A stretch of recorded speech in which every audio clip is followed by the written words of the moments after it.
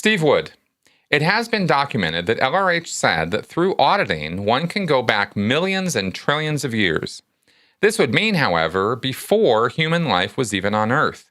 Therefore, was it ever explained where people were during this time frame? Did he ever explain this anomaly, or has no one ever asked or thought about it? Steve, interested in that Scientology cosmology. One of these days I'm going to have to go through all of Hubbard's lectures, and there are a great many of them, and actually document or put down what this cosmology is all about, because it's extensive.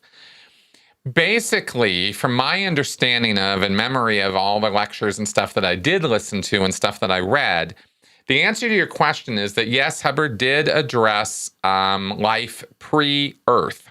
And there are a couple of things you need to know that he said. One of them is that the universe and the planet Earth here and all the planets of the universe are infinitely older than we imagine them to be. Things here are billions, trillions of years old, not a couple billion or a few billion, as Earth scientists say.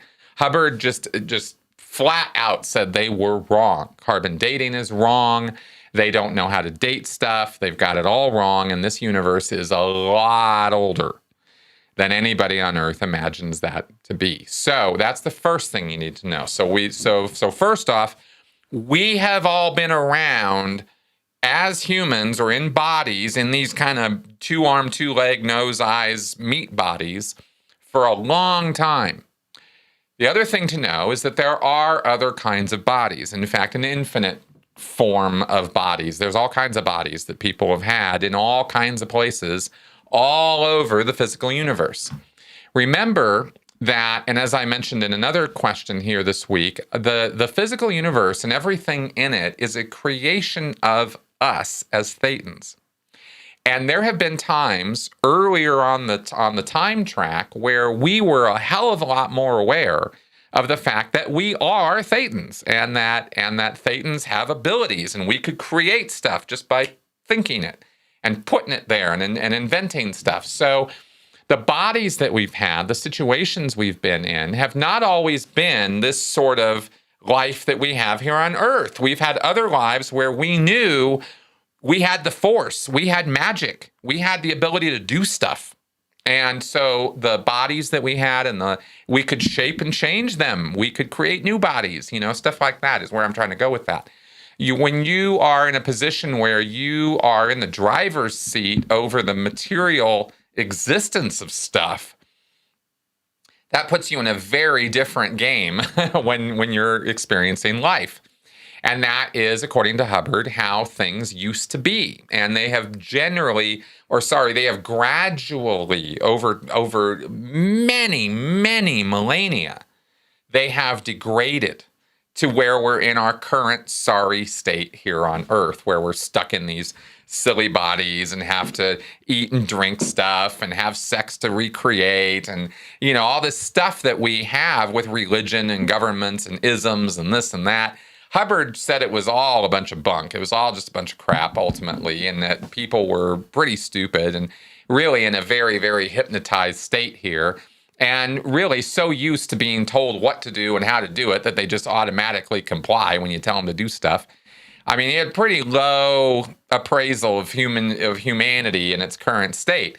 And that was just kind of part of the thing. But he said that there had been earlier civilizations, even going back to Markhab, the Xenu story. I mean, that is that time period. And this is in my book, by the way, and you can check it out. And there are stuff you can find online where Hubbard goes over this stuff. He said that even back then, and this was 76 or 70 million years ago or something like that, when the whole Xenu debacle occurred, the genocide. Before that happened, our bodies didn't age the way they do now. We had much longer lifespans in human-looking bodies that were in a civilization that looked an awful lot like, Hubbard said, 1950s America. Fedora hats, business suits, fire trucks, companies, homes, picket fences, dogs, cats, race tracks. people would go and race on racetracks, but they lived lives much longer, and they didn't have to necessarily even have sex to reproduce. They didn't necessarily need to eat. They didn't kick off every 70 years.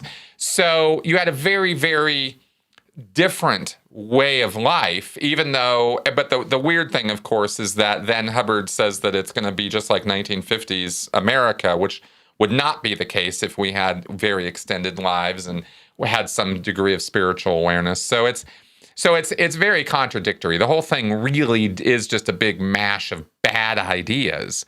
I mean, I'm describing all of this and interpreting it for you in a way that kind of makes it make some kind of sense, but really Hubbard's just rambling randomly from one lecture to another, throwing out these little tidbits. And I really have to collect all this stuff. The information I've given you right here in this answer in just the last 5-10 minutes is compiled from my memory from about 7 or 8 different sources over years of my time in Scientology, picking up these little tidbits here and there and putting them all together. This is not, there is no one coherent place you can go in Scientology where you're going to get the whole narrative from beginning to end. And that's why so many different Scientologists have so many different ideas about their own spiritual history and the ultimately what the cosmology of Scientology even is. Because you got to go through a ton of stuff at all the different levels, including the confidential stuff, which is a great deal of what I'm giving you comes out of the confidential information, which I never even was exposed to when I was a Scientologist. I didn't come across that stuff till afterwards. So anyway, point is that it's pretty convoluted, it's pretty random, but Hubbard did make claims that sort of give a picture here that we've all been around for a long time, that bodies have been around for a long time. And basically, if something he says doesn't make sense, he'll come up with some other zinger to make it make sense. And that's really, at the end of the day, all you really need to know about Scientology belief sets is that they don't really make a lot of sense. It is a jumbled mess of random statements given over years in lots of different places. And once you get in the front door and really start getting into the belief set of Scientology and educating yourself on it as a Scientologist, you quickly realize you're going to be at this for years because the way it's all put together and organized it's like I said, it's very hit and miss and bit and piece. So there you go.